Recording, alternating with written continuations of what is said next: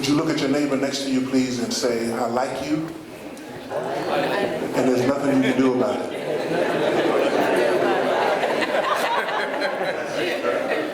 We welcome you to this celebration of Dr. Martin Luther King Jr. Would you please give him a hand?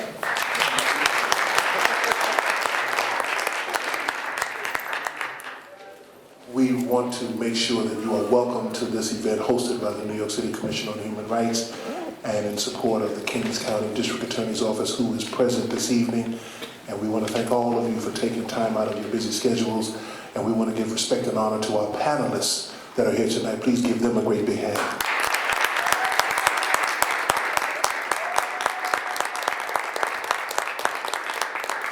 Before we begin, as people of faith, we just want to bow your heads for just one moment in a corporate sign of respect and honor for those that have unfortunately had to deal with the issue of pain and hate and discrimination. Let us pray. Almighty Creator, we thank you for this opportunity to say thank you. That we that are here in this room understand the difficulty of having to deal with such tragic issues, such painful problems. But we also thank you for the strength to come together, to stand together, and to love and care for one another as humans that know that this is never right, that anyone should be treated differently because of who they are and what they believe. We thank you for being honorable to us, that we are able to know that this is what you desire, peace and unity. We thank you and give you praise. Amen. Amen. We are so grateful to have so many leaders here in this room, so many people of position and authority, and we don't want to belabor the time with heavy-handed conversation, but we are looking forward to the dialogue. But before we do, we must have greetings from several of the persons that are definitely working very diligently to address this problem.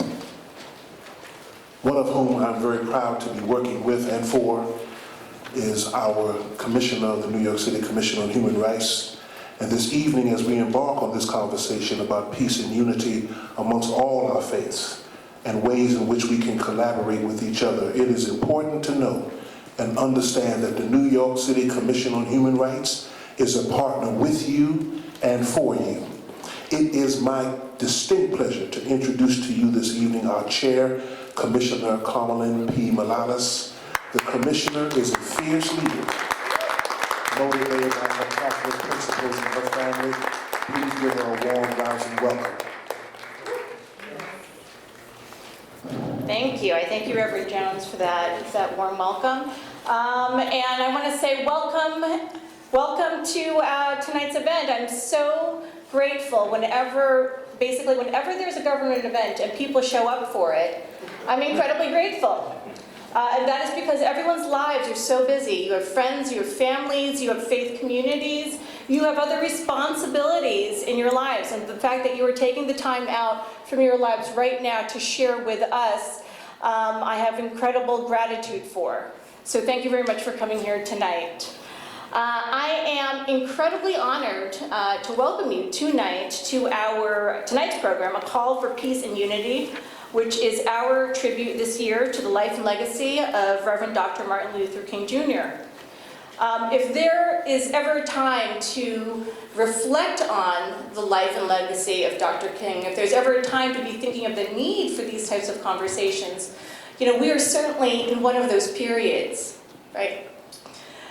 When I think of the need for communities, different faith communities to come together, and I'm looking at the panel that is before you right now that you're going to be hearing from in a moment, and I think about the will, the strength, the love, the almighty power of love that come together to bring people like this together. This is New York City. Right? This is why we live in New York City, or this is why people want to live in New York City, why there is the dream of New York City. And it's really because of that I'm so very proud to be the Chair and Commissioner of the Commission on Human Rights. For those of you that do not know, we are the city agency that enforces New York City's very broad, very protective anti-discrimination and anti-harassment protections. We are a civil law enforcement agency. We are present in each one of the 5 boroughs, And in every area of city living, in housing, in employment, in places of public accommodation, out on the street, if people experience discrimination or harassment, you are covered by New York City's laws. And the Commission on Human Rights is here to protect you. And again, that message is so important for you to have as New Yorkers, for you to take home to your families, and for your communities to understand, whether there are faith communities, your school communities, what have you. People need to know that there is an agency here in New York City that, through the force of civil legal enforcement power and through the force of community relations and education and outreach, is here every day to be fighting discrimination and harassment. And I will tell you that, this fight against discrimination and harassment, it is one that is personal to me as a New Yorker. It is one that is personal to basically every member of my staff. People who work at our agency are at our agency because perhaps like me, they are a child of immigrants. Perhaps they are an immigrant themselves. Perhaps like me, they are lesbian, gay, bisexual, transgender. I have a wife who's an immigrant from Ethiopia. We're raising 2 biracial children. Thinking about ways that our world and our community and our city can be more inclusive, that it must be more inclusive, it's extremely personal to me. And this type of story or narrative is very, very similar across our agency. That's also why across our agency, we speak more than 30 languages. We want folks to know that when they're experiencing discrimination or harassment, there's folks on our staff who sound like them, who can communicate with them, who look like them. That human rights is important to folks at our agency because we are from your communities. We are from your communities. No one has to explain to us the indignities of discrimination and harassment. No one has to explain to us why being called names because of who we love, or the religious garb that we're wearing, or because of the languages that we're speaking, why that has such deep pain and such deep indignity for us or our families or communities. So we want you to know that you can come to us if you have questions about what our agency does in your communities, the work that we can do, or if people need to file complaints because they've experienced discrimination or harassment. And to that, I'm just going to ask if you're any of our Commission on Human Rights folks. I know we have a bunch of folks who are outside of the room, but for the folks who are inside the room, if you could just put your hands up for a minute.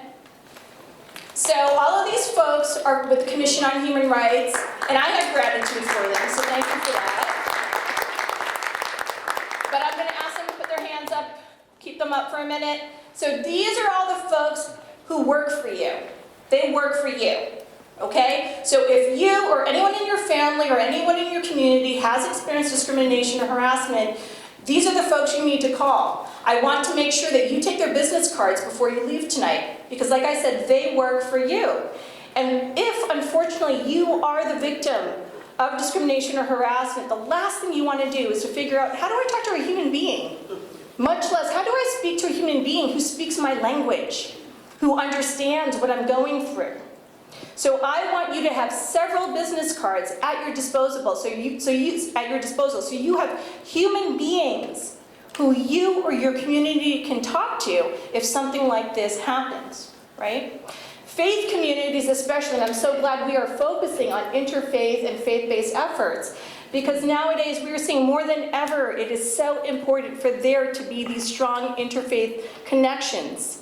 I think it is a great sorrow for me as a person of faith, it's probably a great sorrow for a lot of the folks in this room, that we have seen an increase in people who are from religious communities being attacked or discriminated against precisely because of their religion or their actual or perceived religion, what people think. So much of my own personal drive for coming into human rights comes from my spirituality, comes from my religious background. My background is as a Roman Catholic. In my family, being Catholic was very much the same thing for me as being Filipino, almost, And I grew up so much with the thought of reaching out to the most vulnerable. reaching out to the outcast, reaching out to the people who had less than other people, the most vulnerable people in communities. And for me, that is very much the foundation of human rights work.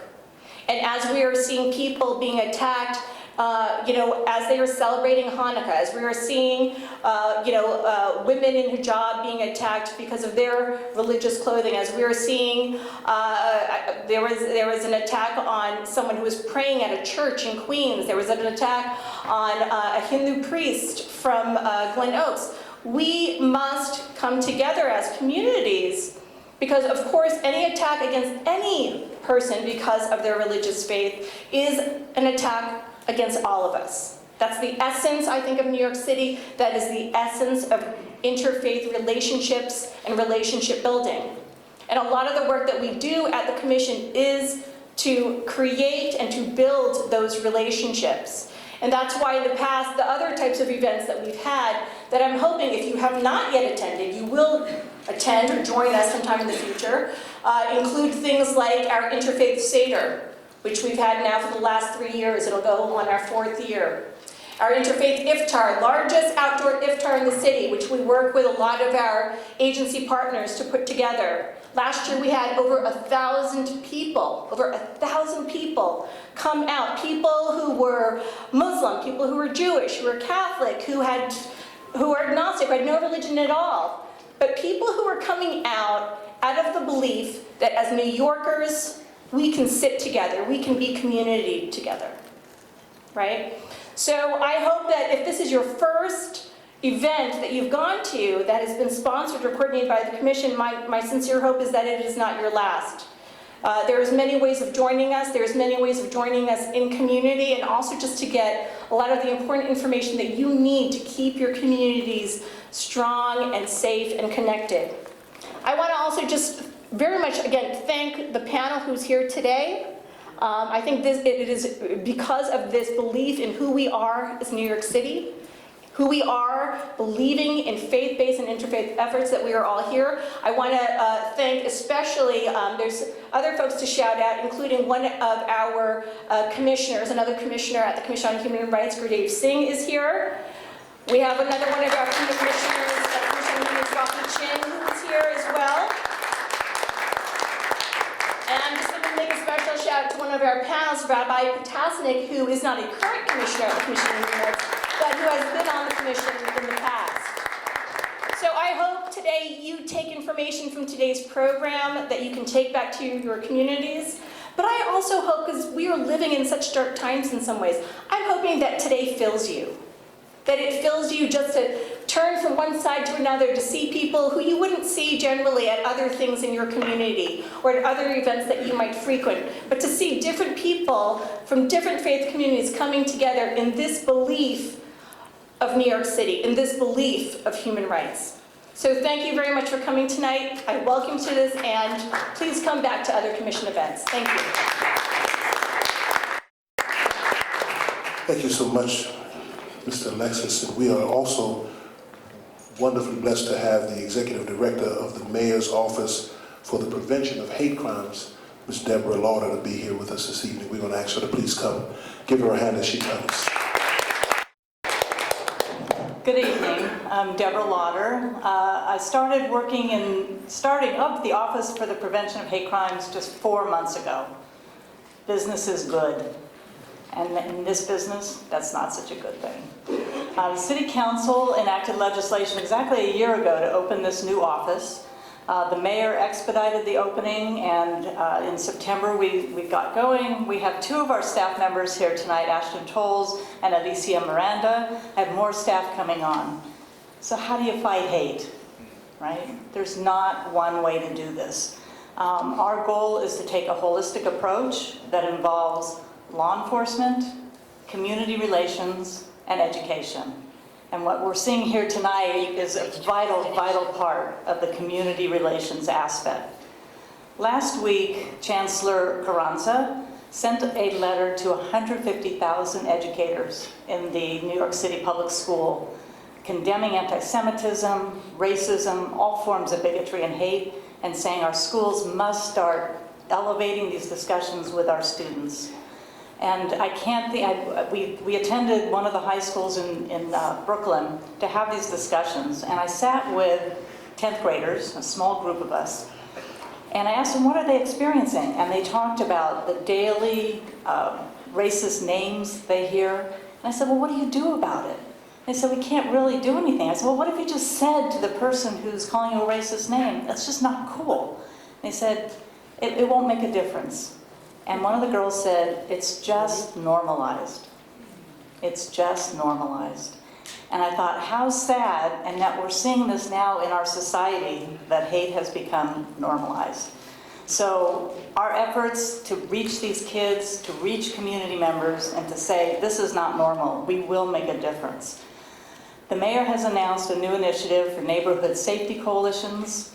We're focusing on Brooklyn because in the hate crime world, the statistics, unfortunately, we had a huge increase of anti-Semitic incidents in Brooklyn. Last year, there were over 400 anti-Semitic incidents in New York City. Over 50% of those were directed at the Jewish community. So while it's a crisis now, that can change next week. When Middle East affairs become a topic, we're going to worry about our Muslim neighbors that will have another direction of hate flowing again. We're all in this together. It's critical that we work together. There was an article in yesterday's New York Times. I don't know if you all saw it. It's so discouraging. It's about a little church in Georgia where a 16-year-old girl was going to go in and murder members of this black church. And then the story lists all the other incidents that have been in gurdwas, in synagogues, in churches. This is not normal. And it takes all of us as good people to stand up to the hate. So I'm pleased to be here tonight. I lived in Atlanta for 16 years. I do want to give my shout out to John Lewis. He was my hero. And at one point he was my representative, and then I got gerrymandered into another district, Newt Gingrich. And when I saw the congressman, I told him, not only are you no longer my congressman, but I'm now in Gingrich. And he looked at me and he said, Deborah, you just got to keep fighting the fight. And that's what sustains me. If John Lewis, who walked beside MLK, can never give up hope, so I send him my love and prayers for his health as well, because he's suffering right now. But let's just keep fighting the fight. Thank you. Thank you very much. We appreciate those words. We also want to give respect to Brooklyn Borough President Eric Adams, who allowed us to have this event. We want to give him a great big hand, and his clergy liaison, Pastor Jacob Munros. We thank him so much for assisting us and aiding us in bringing this event together. All of the faith leaders that are in the room, if you're a faith leader, would you please just raise your hand so we can just properly, respectfully recognize that the room is full of us. Thank you so much. Give them another hand. We are prepared to go into our panel discussion, and we are definitely pleased and grateful to have this giant in the community that agreed to be our moderators tonight. Obviously, if I read his bio, we would be here until next week. But we thank him for being the co-pastor of the Greater Faith Ministries in Bed-Stuy. He is the New York City Criminal Justice Clergy Task Force, a faith-based multi-denominational problem-solving coalition, professional in his capacity, independent consultant and a senior policy advisor in the Mayor's Office of Criminal Justice. He travels the length and the breadth of this city and all across this world, addressing major issues of unity, of reentry, of peace, and we are gratefully honored to have him to be our moderator this evening. Would you please respectfully welcome Dr. Divine Pryor to this stage.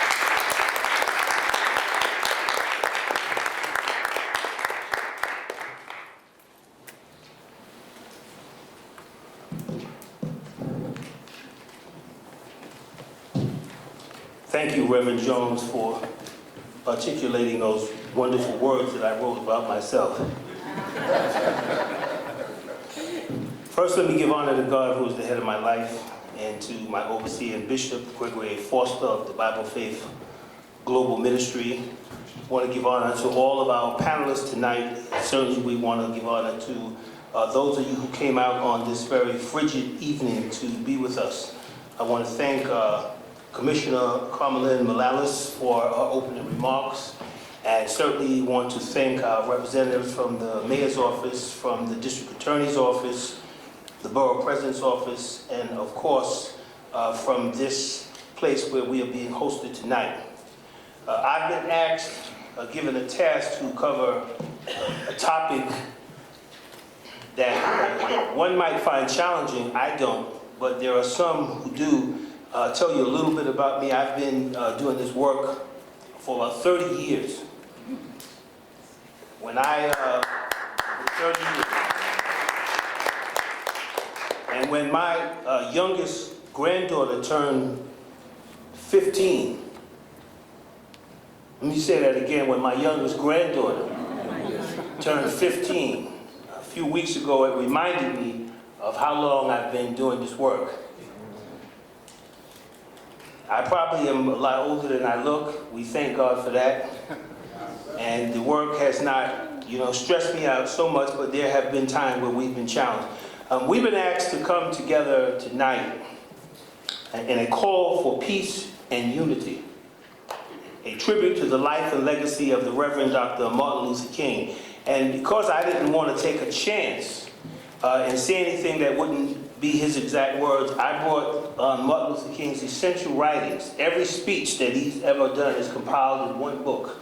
And it's called The Essential Writings and Speeches of Martin Luther King Jr. So from time to time tonight, I might just a little excerpt, from one of his speeches, because I want to make sure we keep this in context. But this is about unity. And Martin Luther King's life and legacy was about unity. He was about uniting people. He was about uniting spirits, uniting minds, uniting souls. He was about bringing people together in opposition to those things that we all oppose. Anti-hate, anti-discrimination. He was against injustice. He was against inequality. He was against anyone being mistreated, anyone being pushed out, locked out, shut out. He was against that. And so I say that all leaders of faith should be against all forms of injustice, all forms of discrimination, all forms of hate. Anytime, anywhere is being treated less than in a dignified manner, we should have the faith community rising up. In fact, the faith community should be always in the rise. We're in a state now where we see so much hate taking place across the country, so there shouldn't be time to have a seat. We should be rising up day, we should be rising up at night. We should be rising up in the east, the west, the north, and in the south. There shouldn't be time for sleep. Sleep is a luxury that we don't have. We should understand that right now, today, we're in a situation where it is urgent that we take a stand against injustice, because it is poisonous. And if, in fact, we allow this infection to spread, all of us can be impacted. Now, I don't know about you, but we've walked into the future. There are some of us who remember when escalators was something you saw on the Jetsons, when FaceTime was something of the future, when it was unheard of that people could travel from here to the continent of Africa in about 8 hours on a high-speed jet. It was unheard of that two people could talk to each other and look at each other being thousands of miles away at the same time. Those things weren't heard of, but we're here today. But unfortunately, there are some things from the past that we allow to come into the future. And so we're here to sever the ties. We're here to say good night to racism. We're here to say good night to discrimination. We're here to say good riddance to injustice and inequality. That no more, that in this new world, it's unacceptable. In this new world, it's intolerable. In this new world, we will not allow anyone or anything to cause any poisonous infection to come into this new world. This new world is a world of justice. One where people are treated fairly. One where people are treated decently. One where everyone is treated with respect. Where everyone is picked up and not pushed down, where everyone is applauded, where we begin to do everything in our power to see to it that every one of us succeeds, because the success of one is the success of all. We no longer live in a world where we can hide in separate communities and separate places. All of us now are talking to each other. Young people now don't understand the challenges we had. We have a black youth and a white youth together in a record store. They're exchanging phone numbers. They're exchanging CDs. They're exchanging stories. So that no longer can you run and hide. Now we live in a world where everyone is intricately intertwined now. There's no place now where you can run and hide. We either all learn to live together or we'll have to learn to die together. This is the spirit of Martin Luther King. I don't know the one you knew and the one you heard and the one I read about, but I know that he was a giant. I know that he was an advocate. And I know he talked about this one thing that I'll say before I turn it over to the panelists, and they did give me some questions that I'm going to try to stick to. But the Reverend Martin Luther King said if you didn't have anything worth dying for, then you had nothing worth living for. And he said that one day, all of us are going to have to meet our Maker. And the only thing that you're going to get it, I'm going to get it, it's called an indentation. I don't know if y'all know what an indentation is, but you know they have these things in the graveyard on the tombstone. And they have a little date that you were born and the date you made your transition. In between that date is the indentation. It's the imprint. And that imprint is going to determine what you did with your life. Did you make an impression? Did you do something worth talking about? Did you try to help somebody? Did you try to build someone up? Were you fighting for justice? Were you fighting for equality? Were you fighting for peace? Did you do something that's worth talking about 100 years after you're gone? Did you take a stand? Because someone once said that anyone who doesn't stand for something will go for anything. What are you going to do with your imprint? Because I know what I'm going to do with mine. I want to make an impression. I want my life to be something of significance, of importance, so people can say, here lived a man who stood for justice. Yeah. And that his dying was not in vain. That's right. On that note, I'll stop. Thank you.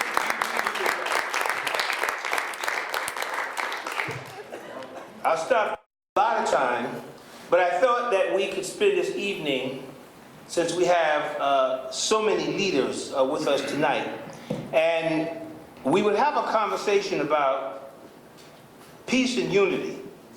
And the question that I was asked to ask you, what would an ideal network of support look like for you, and how do you show up and show support for other faith communities? In other words, this question asks, how do we as faith leaders show up for each other? How do we work with each other? What are we doing specifically that is a demonstration of our desire to work as a collaborative? Are we in position to form the kind of coalition that Martin Luther King built? One that addresses injustices everywhere, because Martin Luther King said an injustice against anyone anywhere is an injustice against everyone everywhere. How are we as faith leaders addressing that? I'll turn that over to the panel. Please. In no particular order.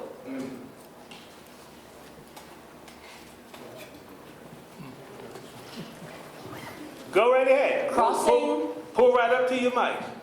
And before you start speaking, I neglected to share with the audience who our panel is, so excuse me for that. We have Dr. Paul DeVries. We have Dr. Amina Ali. You can clap. I'm not going to read their bios, otherwise we wouldn't be able to hear from them, but I'm sure they'll weave it in. Rabbi Myra Rivera, Rabbi Joseph Potasnik, Pastor Gilbert Monroe, Commissioner Kane,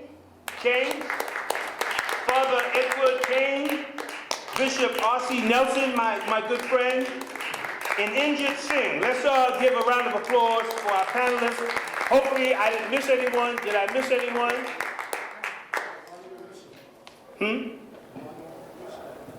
Reverend James Booker. Reverend James Booker. I'm sorry.